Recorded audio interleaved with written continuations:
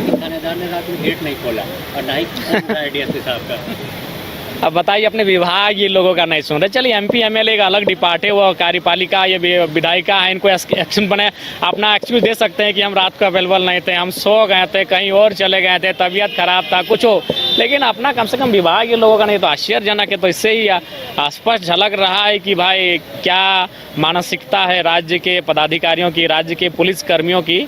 बड़ा दुर्भाग्यपूर्ण है अगर ऐसा रवैया रहेगा। उसके बाद देखिए बोकारो एसपी महोदय का बयान, आप भी अगर उसमें समीक्षा करेंगे उनके बयान की तो बड़ा बेतुका लगेगा। वो क्या कह रहे हैं कि 25 नक्सलियों के आने की सूचना थी। तो कहाँ है मार्च, कहाँ है आपका सर्च अभियान, कहाँ है आपकी पुलिस का मूवमेंट, कहाँ है आपकी मुस्तैदी? कहीं नहीं है। उसके बाद विधायक को भी सूचना होनी चाहिए कि विधायक जी आप नक्सल प्रभावित क्षेत्र से आते हैं। बोकारो जिला में 2 ही ब्लॉक है जो पूर्ण रूप से नक्सल प्रभावित मानते हैं, एक गोमिया, तो वो तो मंत्री हैं, उनको फिक्र है नहीं, दूसरा नावाडी। तो वहाँ के विधायक को तो कम से कम सूचना किसी माध्यम से मिलना चाहिए था कि आप थोड़ा सा जब भी जाइएगा प्रोटोकॉल के साथ जाइएगा, पेट्रोलिंग के साथ जाइएगा। तो एसपी अपने डिपार्टमेंट का बचाव करने के लिए उलूल जुलूल बयान देकर आज निकल गए। वो बयान से ना जनता संतुष्ट हो पा रही है, ना कोई संतुष्ट हो पाएगा। 25 नक्सली घुसे हैं और आप कोई सर्च अभियान ही आपका नहीं चल रहा है। ठीक है, वो रात थी, आज 2 दिन हो गए, अभी भी तो कोई अभियान उनका नहीं देखे।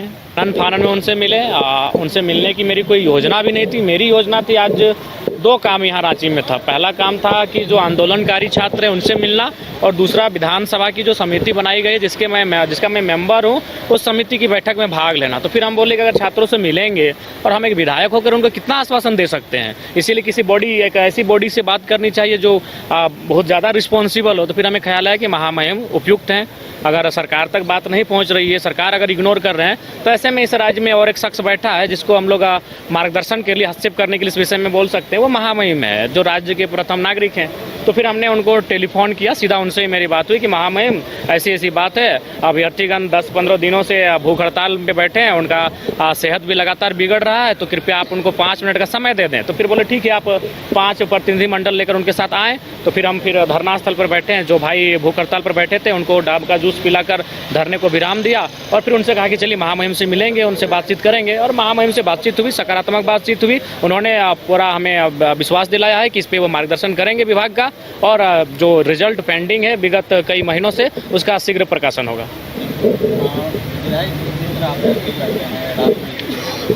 देखिए उसमें प्रशंसा नहीं, लेकिन ये तो वास्तविकता है कि कल को जो विधायक 1:30 बजे रात को नावाडी के जंगलों में था, सुबह हजारों की भीड़ को नावाडी थाना में समझा बुझा रहा था, प्रशासन और पब्लिक के बीच जो खाई उत्पन्न हो रही थी उसके बीच में मध्यस्थता कर रहा था। और आज मैं रांची पहुंचता हूं, जेपीएससी के जो अभ्यर्थी उनसे भी मिलता हूं, विधानसभा की जो मेरी समिति उसमें बैठक में भाग लेता हूँ, महामहिम से भी मिलता हूँ। तो ये तो है भाई कि मेरी जो क्षमता है उस क्षमता के अकॉर्डिंग मैं काम कर रहा हूँ, पूरी ऊर्जा और पूरी तल्लीनता के साथ मैं काम कर रहा हूँ। लेकिन बाकी लोग भी अगर थोड़ा सा कोऑपरेट कर रहे हैं, बाकी विधायक बिल्कुल, प्रशासन चैन की नींद सो रहे हैं। जनता अपना हिफाजत स्वयं करें।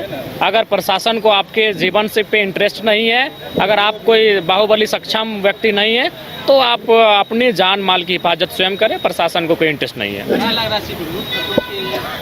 देखिए जब तक ट्रांसफर पोस्टिंग पे पैसा लिया जाएगा तब तक प्रशासन जनहित को कार्य को छोड़कर अपना जो पैसा वो लगाए हैं उसको वसूली करने में समय देंगे। ये